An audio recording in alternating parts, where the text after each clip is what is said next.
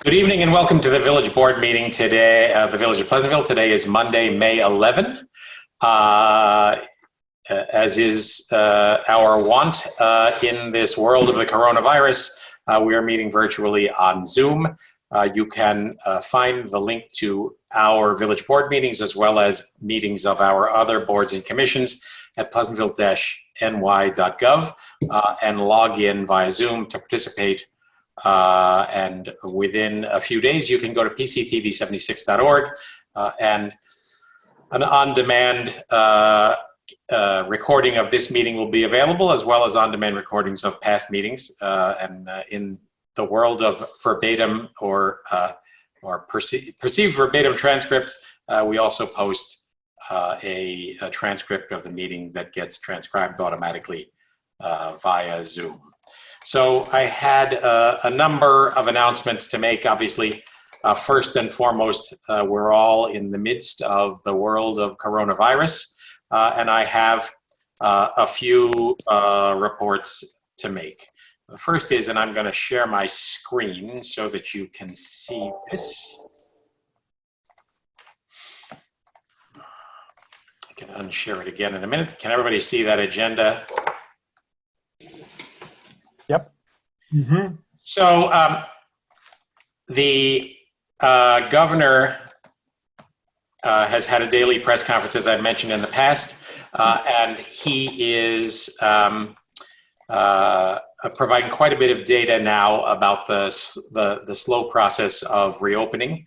So this website is www.ny.gov, and I commend it to everyone to take a look at it. If you click into COVID-19 updates, there is all kinds of information.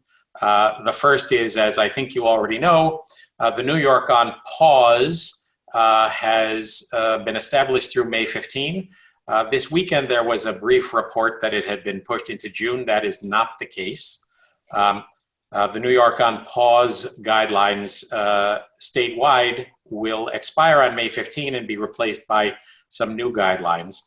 All the information about that is here on that website. And if you scroll further, there's information on all kinds of different aspects of this. Pregnancy guidelines, mandatory and precautionary quarantine, travel, voting, insurance, price gouging, frequently asked questions, become a COVID tracer, which is a job opportunity for folks that might be of interest. Scroll down further, and this was the point I wanted to get to. If you go to the COVID-19 tracker, you'll get an unexpected error. Let's try that again.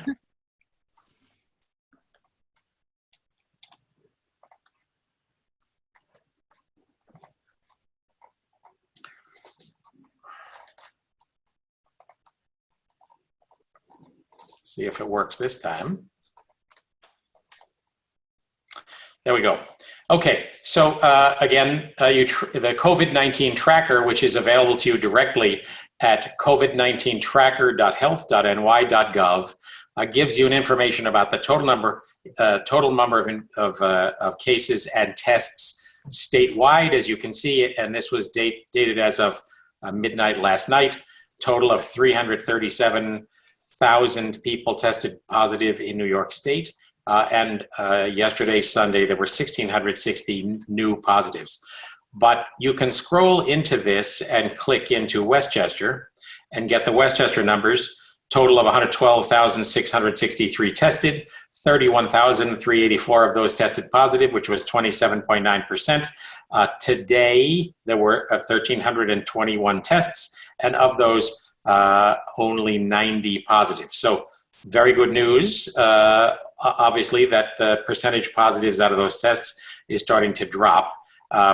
But you can find all kinds of useful information here. You can click into daily trends.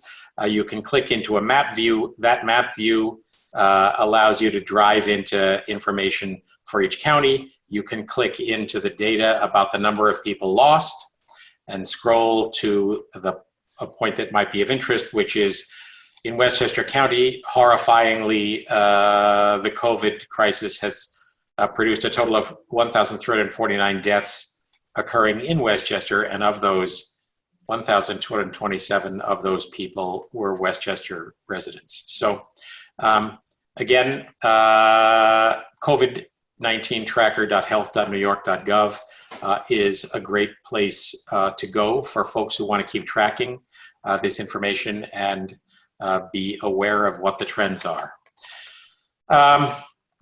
Also posted today is this document, which we're going to put up on our website, but which is also on the aforementioned governor's website, issued today, the New York Forward Guide to Reopening New York and Building Back Better.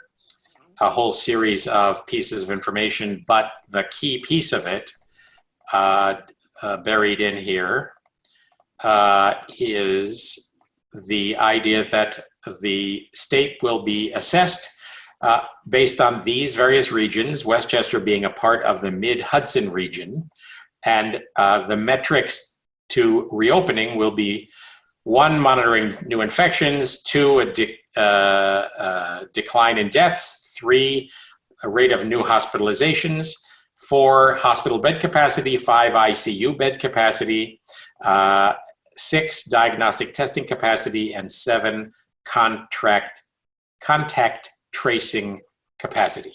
So all of that leaves us in a circumstance where, as of today, there's a map in here somewhere, Westchester County has met 5 of the 7 metrics. 2 remain yet to be resolved. It would appear likely that we are going to be one of the later districts to open fully. The 2 areas that we have not achieved the metrics for are the 14-day decline in hospital deaths and also the 3-day rolling average under 2 new hospitalizations per 100,000 residents. So at any rate, there are a bunch of new things happening, and we will soon be starting to see some changes in what is allowed. The governor reiterated the requirement that everybody wear masks or face coverings when in public, including when taking public or private transportation. And I would just like to reiterate that as an important piece. And anytime you're in a circumstance when you are within 6 feet of people, you need to have a mask. If you're headed out for a walk, you think you're by yourself, stuff the mask in your pocket so you have it. It is simply an affront to everyone else not to take these steps to protect each other. And it is clear from the statistics we have seen on a day-to-day basis that we have flattened the curve, that we're coming out from under this. But as the governor has made very clear, if we don't play our cards right, we'll be right back under the great threat again. So more information coming soon from the governor, but that is the state of affairs. A bunch of positive reports, but clearly no absolutely clear way forward. So in that connection, we've been talking at length about what it all means for the village, and 2 of the primary questions folks have had are what will happen this summer with day camp, and what will happen this summer with the village pool. So we've been talking about that as a group in our work session and in various sessions prior to this, and have arrived at the extraordinarily unhappy conclusion that it will not be possible for the village of Pleasantville to run a day camp program this summer, and it will not be possible for us to open the village pool. Bunch of factors attached to that. First off, in the case of the pool, we don't even have the authority to open it if we wanted to, because the governor's executive order has kept pools closed. The reality, obviously, is that there is no likelihood that we could open it before well into the summer, and even then, that is in very much doubt. Further, it's extremely unclear that we could take our 16, 17, 18, 19-year-old lifeguards and keep them safe as we ask them to keep all of you safe. And it's also extraordinarily difficult to imagine that you bring a bunch of families and kids to have a great time at the pool in the manner we always hope they will, and tell them that they need to stay far apart. So for all of those reasons, we believe it unrealistic to open the pool in this coming pool season. And for a similar but modestly different set of reasons, we think the same prevails for our day camp. So as is clear, this is a really big regret to all of us. It's a big regret to lots of families that depend on those services. It's a big problem, obviously, for families that depend on the day camp as a piece of the summer plans that make it possible for both working parents to stay in the income stream. None of that is lost on us. I can assure you that each of us has confronted that in our own lives, and some of us still do. And we make this decision with great, great regret. But by the same token, on the theory that knowing the truth is going to be better than wondering, and wondering when the decision will be made, we have decided to formally decide that neither the pool nor the day camp will open. Related to all of that, we've asked folks and landscape firms not to use leaf blowers. They push around a lot of pollen, they push around a lot of dust, they push around a lot of God knows what, they make an awful lot of noise. We have kids at home trying to work on schoolwork, we have adults at home trying to work from home, and we have lots of folks dealing with respiratory issues, be they allergies or the threat of COVID. This is not the time to be using leaf blowers to clean up every last bit of dust. Get out a rake if need be. The time will come when things feel better, but right now we sincerely request that you cease the use of leaf blowers. Just want to make a shout out one more time, as we did the last time, to Lisa and Dave McCullough, Scarborough and Tweed. Those guys in their typical generous mode provided a bunch of reusable cloth masks to our village employees. And a shout out to the county executive, George Latimer, and the Haynes Company. As I may have mentioned the last time, the Haynes Company provided something like 300,000 washable, reusable masks to Westchester County. George Latimer personally delivered them to quite a few of the towns, Pleasantville included. We got 3,000 of them and have been distributing them to essential businesses so that stores and places that are essential businesses and have employees that need to be engaging the public will all have a supply of reusable face masks. So thank you to the McKellas, thank you to the Haynes Company, thanks you to every one of you who go out and make sure you have a mask. And I would encourage folks in a diplomatic and careful way to don't hesitate to ask folks who don't have a mask to stay more than 6 feet from you, because that's the mechanism by which we avoid transmitting the coronavirus to anybody else. And the better job we do of that, the sooner we can get back closer to some semblance of normalcy. Last week, we did our first ever Facebook Live town hall meeting, half an hour or so on Facebook, and there were 70 some odd people who tuned in, and quite a few of them asked questions that I tried to answer. I think the video for that is up on our Facebook page, and I encourage you to get to the Pleasantville Facebook page. Nicole, anything to add to that? If you have trouble locating it, I would just say go to our website and click on the Facebook icon in the upper right-hand side, and it should take you there. The highlight of that by far is watching Peter work for 15 minutes before the time begins officially. It's an extremely exciting moment. This being our first ever effort to do a Facebook Live meeting, I logged in a bit early to make sure it was all working. It was. And then with fear that I would screw it up if I logged out, I just stayed there. So the first part of that video is less than thrilling, but view it as a sort of the overture to the main event. Next time, since I do think we have our tech pipes properly connected, I'll log in right at the exact moment. So I do think that folks have enjoyed getting videos. We've had a number of them put out since this whole thing began, and since we are forced to communicate in various remote ways, we intend to ramp that up further and encourage you to keep an eye on our Facebook page, as Nicole just mentioned, but also to get yourself to pleasantville-ny.gov. Keep an eye on what we have there, and also in the left-hand column, subscribe to news. Attached to that, one piece of news, Eric Morrissey can fill us in a bit further, is Westchester County, which is the owner of Bedford Road, has begun a fairly substantial road and curb improvement project along Bedford Road, which is on the one hand, regrettable at a time when lots of people would be out walking, but on the other hand, advantageous because traffic is low and perhaps it can get done faster. Eric, you want to fill people in? Sure. So the county's contractor ELQ is doing work to mill and repave the roadway and do curb and sidewalk replacements from Parkway Terrace up through the old village. So that work commenced last week.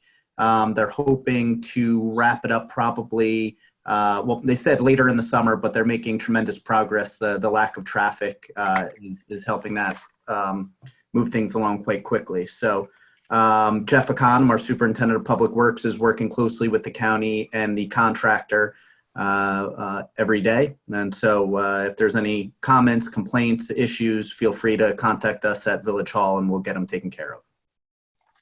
All right, Eric, this is Steve. Do we have an idea when they'll go down to one lane? Not yet. They were going to start doing the tree work, which they wrapped up. They're going to do curb and sidewalk. And then the last thing they were going to do was mill and pave, which is where they'll start closing down traffic. So we think that's still a month or two away? Yeah, I would say a month and a half away. Okay. Thanks. All right. A couple of other things to note. As I've told you in the past, our village services are operating with only part of the staff in at any given moment based on the New York pause guidelines, but we continue to be operating our DPW and sanitation schedules just as they normally would be. A shout out to Jeff Econom and to his entire crew.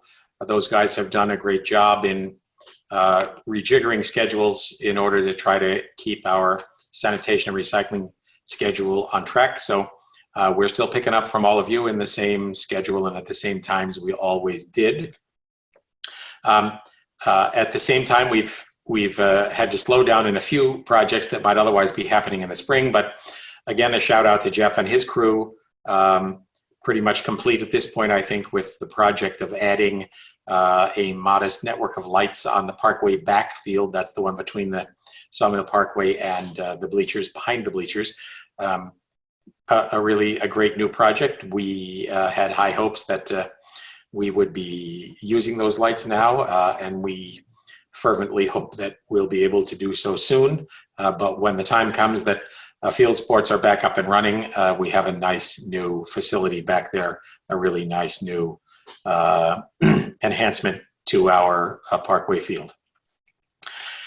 Village elections, which were supposed to take place in March, and which we believe would have anointed Paul Alvarez as a trustee, got delayed and delayed and delayed again. They have now been, by Albany edict, rescheduled for September 15. So we await September 15 to welcome Paul Alvarez as a new trustee. He running unopposed. But I want to shout out to you, Paul, for participating in our meetings now. As you imagined you would have been doing in more normal times. We view you as one of us, lacking only the power of a legal vote, which we hope to deliver into your hands soon. Thank you. Thank you. I look forward to that. At Likewise. this rate, I'll have to run next year, probably. I was going to. I'll just run for next Just year. roll you over to the next one. Right. Likewise, a shout out to Steve, who thought he would be retired, and at this rate may On the beach, pina colada. may celebrate a birthday. At this rate, I don't. That's right. Then the last thing I had on my list is the census. The tough time for the census to get kicked off in the midst of Corona wrapping its arms around the country. But the 2020 census is of critical importance to Westchester County, to the village of Pleasantville, to all of us. I've said before, it seems pretty certain based on the data that Westchester County was undercounted by perhaps as many as 100,000 people in the 2010 census, and that amounts to tens of millions of dollars lost every single year in the federal monies that are apportioned to the states based on population. So it is extraordinarily important for us to be counted in full.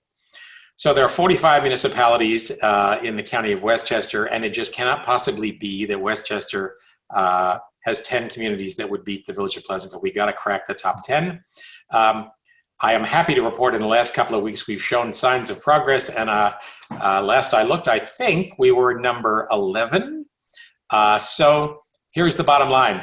If you have not answered the census, please go and do it. You can do that online. You can do that by mail. You can dig through your mail and find the postcard you were sent. You can dig through your mail and find, if you didn't respond, that you were sent a form. But best to do it online if that's possible for you. Google My Census. It's going to come right up. The whole thing takes a grand total of about 5 minutes. But Pleasantville was in the mid-60s in terms of total percentage response. We need to get higher. Let's prove to the west of that. I'll get it. Let's prove to the rest of Westchester that, just as is the case in so many other ways, this is one tough place to beat. So fill out the census, please, now. All right, anybody Peter, else? Can I just add that you don't need the original postcard. Just go to the website. We've put the link up on our Facebook page as well. It takes all of 5 minutes. Add to that, you should encourage anyone and everyone you know who lives in the village of Pleasantville as of April 1 to do the same thing. So it's going to help if everybody responds. So then the last thing I wanted to mention was our Pleasantville Farm Market continues on Saturdays. Those guys have done extraordinarily good work and are working extraordinarily hard. And I'll share my screen again here. The market is open. They have a whole series of COVID-19 protocols. Go to their website, pleasantvillefarmersmarket.org, and you can read about the protocols in response. But I can tell you those guys have done a great job, not only in establishing the COVID protocols and safe distancing, but also in protecting the connection between the customers and these providers. That has been really, really important to a whole lot of people. So thank you to the farm market. Thanks to all the folks that support it. But let me also note, we have had a bunch of folks who have tended to arrive very early. It has turned out to have a line early with a socially distanced line and capacity controlled arrival. You could arrive later and avoid the line. If we can stretch it out, that will be great. Further, some of the vendors are already offering online orders, and more will be doing so soon. You can go to the farm market website, order stuff online. It will be packaged and ready for you, and your arrival at the farm market and your exit will be hasty. So thanks to the farm market for all of that. Anybody else have any other announcements to make? All right. There being none, let me get us back to the agenda, and I will share my screen and we can follow along.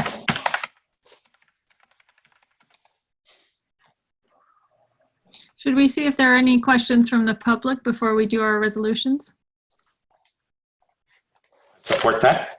If there's any member of the public, anybody watching, in the bottom right-hand corner, you can click the raise hand, and I would be happy to hear what anybody has to say, if there are questions.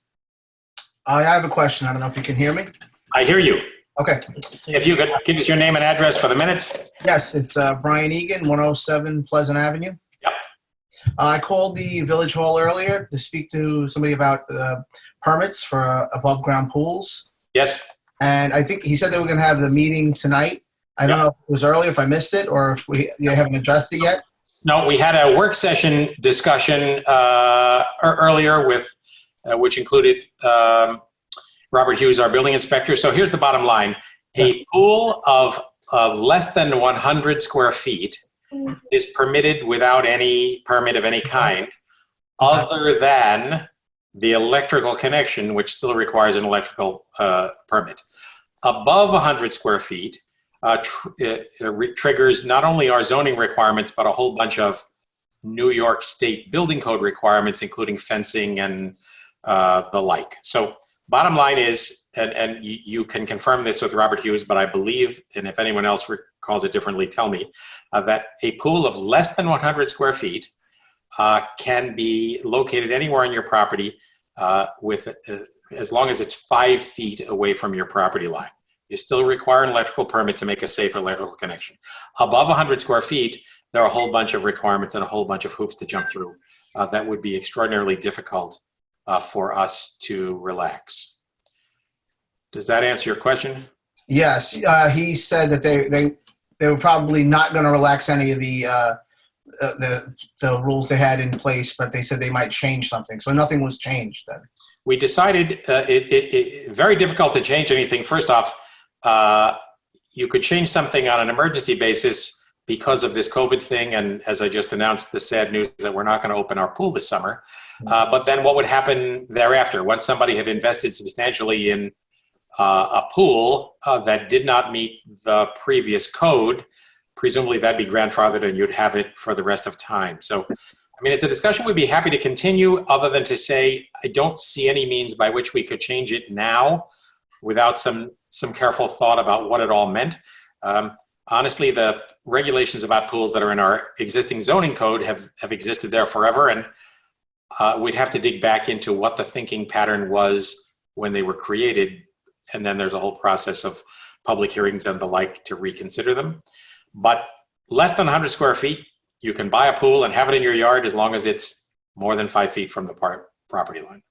Mr. Mayor, thank you so much. My other question is, I know you mentioned the village pool, but do you have any information regarding the Mount Pleasant town pool? So we talk to them all the time, and Matt Trainer, our rec superintendent, has been in touch with them too.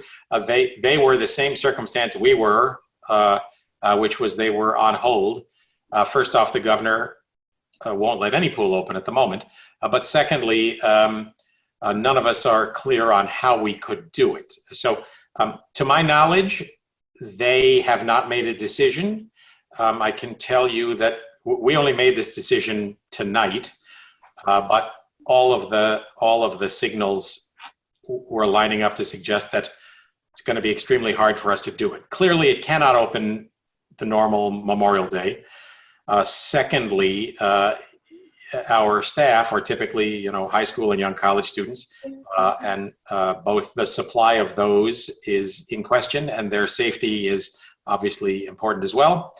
And then lastly, there's the question of it may be safe to swim in a chlorinated pool, but it isn't safe for a kid to be on top of each other. So I was thinking locker rooms as well, right? Yeah, locker rooms, restrooms. I mean, I would like nothing better to imagine that there's some way for that to change, but the other piece of it is, in the hypothetical that it were to change, say, August 1, there's a big expense associated with getting the pool open, an uncertain supply of staff to run it, and the likelihood that it would run at a big loss for us to open it at a time when revenues are plummeting everywhere, including obviously in lots of people's households. So Okay. the whole situation is no fun.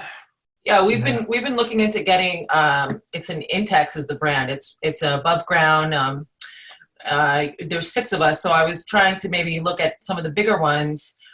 They're selling out, so I think everyone's kind of, everyone kind of has the same idea. No doubt. If the pools and the camps are closed, what do we do in Yeah. the summer? They're already pent up. They're already, a little batty. So we're just trying to map out the next few months. So that was one of the ideas that we had about just, getting a pool. I just want to make sure. Well, if there's one under 100 square feet, 99.5 square feet, go for it. I was talking to someone today who said a friend of mine had canceled his vacation plans and was going to invest in improving the backyard. So that's what you guys are doing too. So I think it might make everyone's property a little bit prettier. Like I said, we're just trying to map out the next few months. I know. And I think everyone has the same idea. We'll be putting a lot of money into the backyard and hopefully, some kind of pool just for the kids to have, an activity. Understood. So Okay, thank you. thank you guys, and sorry for the sad circumstance we're in, but we're going to get through. Yep. Yes. All right. Any other comments from anybody? All right. With that, I will share my screen and you can follow along, although you already have it, but the viewers can see it. That was our work session, our regular meeting. Nicole, number 95. Resolved that the Board of Trustees hereby approves the minutes of the meeting held on April 27th, 2020. Is there a second? Second. So those minutes are attached, and for anyone who is watching along and maybe doesn't normally see this, if you can go into the agendas online at pleasantville-ny.gov and click into the whole minutes and click in to the painstakingly detailed and sometimes ill-transcribed automatic Zoom transcript, the best part of which Noreen will attest is the moment when Joe Stargiotti is referred to as Joseph Stargod. Very easy to find. It's at the top of the transcript, so that's why we bring it up. You don't have to read deep to find it. All right. All in favor? Aye. I'm approved. Steve, number 96. Resolved that the Board of Trustees hereby approves the following budget amendments as listed below. From the general fund, removing $87 from the trustees miscellaneous account to the music festival contractual account, $9,642 from the contingent account to engineer contractual services, and $4,622 from contingent account to library contractual, for a total of $14,351 from the general fund. Transfers from the capital fund to close projects and return balances to the appropriate funds is $5,346.52 from the DPW dump truck account to the transfer to debt service fund, and then $1,092 from the parks pickup truck account to the transfer to the general fund, for a total of $6,436.52. Is there a second? Second. Comments or questions about the budget amendments? All in favor? Aye. Aye. Motion approved. Joe, 97, which is resisting my click here. Please put it up. I'm working on it. It's resisting my click. There we go. There you go. Hold on. There we go. Resolved, the Board of Trustees hereby approves the abstract for payment of claims dated May 11, 2020 for FYE 2020, covering check numbers 97094 to 97326 as listed below. In the general fund, $160,101.38. In the water fund, $108,000, $865.12. From the capital fund, $7,029.24. From the refuse fund, $7,965.40, for a total of $238,961.14. Is there a second? Second. So as I have mentioned in the past, anyone who is interested can click into the attachments again in Novus Agenda, accessible through pleasantville-ny.gov, and literally see on a line-by-line basis exactly what the line items are that go into those totals that Joe just described. Any questions or comments about the check register? All in favor? Aye. Aye. Motion approved. 98. I'm actually going to abstain just because they had to reissue a Panther Club refund for us, so I don't want to vote for something that I benefit from. All right, so we have 4 in favor and David abstains. Number 98, David. Yeah, sorry, my computer now froze. Here we go.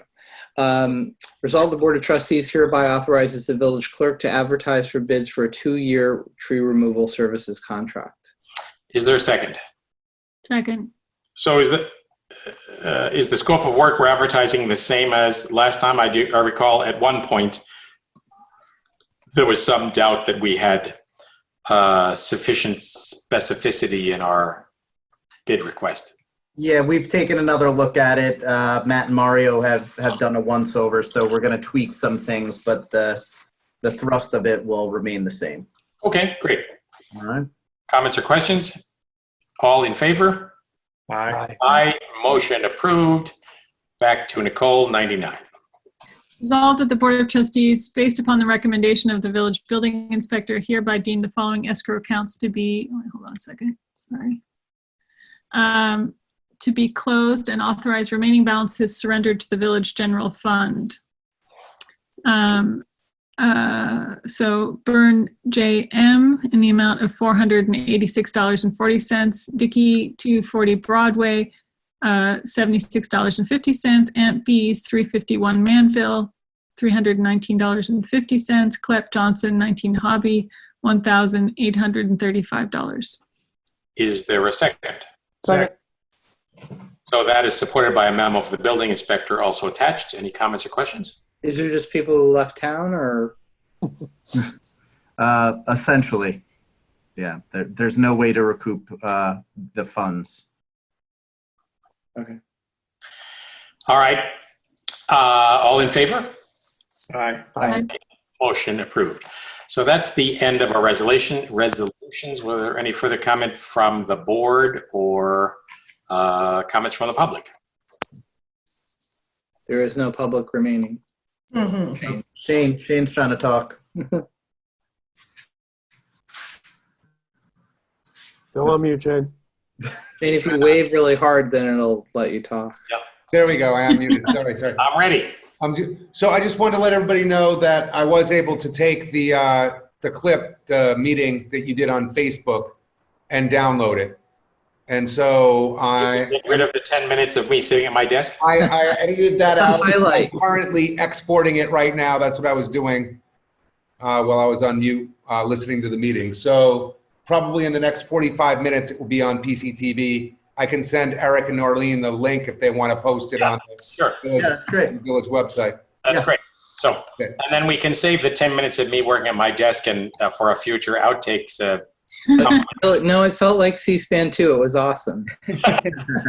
Can we highlight when Peter confirmed that he's not a T-Rex? That was good. Yeah. That Alvarez, all I can say is, oh my God. All right. So we have a few work session items to continue with, but also an executive session to discuss matters of personnel. So is there a motion to go into executive session, actually to return to work session briefly, and then to go into executive session on matters of personnel? So moved. Second? Second. All in favor? Aye. Motion approved. All right, we're leaving the regular session. Noreen can stop the recording unless I have the power to do so.